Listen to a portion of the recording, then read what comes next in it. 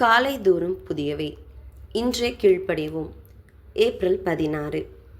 இன்று அவருடைய சத்தத்தை கேட்பீர்களாகில், வனாந்தரத்தில் கோபம் மூட்டின போதும் சோதனை நாளிலும் நடந்தது போல உங்கள் இருதயத்தை கடினப்படுத்தாதேயுங்கள். சங்கீதம் 95:8. கலிபோர்னியா மாகாணத்தைச் சேர்ந்த பர்த் என்பவர் செய்தித்தாள் செய்தி சேகரிப்பவராகவும் புகைப்பட கலைஞராகவும் பணிபுரிந்து வந்தார். ஒரு நாள் அவருடைய அலுவலகத்திலிருந்து அவருக்கு ஒரு வேலை கொடுக்கப்பட்டது. அது ஒரு விசித்திரமான வேலை. ஒரு பெண்மணியை சந்தித்து நேர்காணல் செய்ய வேண்டும். எனவே செய்தியை சேகரிப்பதற்காக அவருடைய வீட்டிற்கு சென்றார். அந்த பெண்மணி பாம்புகளை வைத்து விளையாடக்கூடியவர். பர்த் அவளுடைய இல்லத்தை சென்றடைந்த போது அவளுக்கு மிகவும் ஆச்சரியமாக இருந்தது. மிகவும் வசதியாக இருக்கக்கூடிய ஒரு பெண்மணி ஏன் இப்படி ஒரு பெரிய விபரீத விளையாட்டை விரும்புகிறார் என யோசித்து கொண்டிருந்தார். அவருடைய யோசனையின் மிகுதியால் அந்த பெண்ணிடத்திலேயே அதை குறித்து கேட்டார்.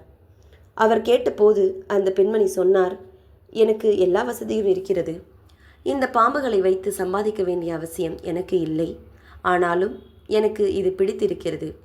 இதை எப்போது விட வேண்டும் என்று நினைக்கிறேனோ அப்போது என்னால் விட முடியும் என கூறினார். ஒவ்வொரு பாம்பாக எடுத்து அதனோடு அந்த பெண்மணி விளையாடக்கூடிய புகைப்படங்களை பர்த் எடுத்து கொண்டிருந்தார்.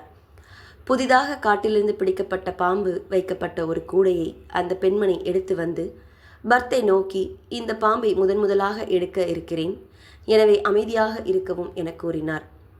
அந்த பாம்பை சில புகைப்படங்கள் எடுத்த பின்பு அதனை மீண்டும் கூடைக்குள் வைக்க முயற்சி செய்யும் போது திடீரென அந்த பாம்பு அந்த பெண்மணியினுடைய கையில் கடித்தது.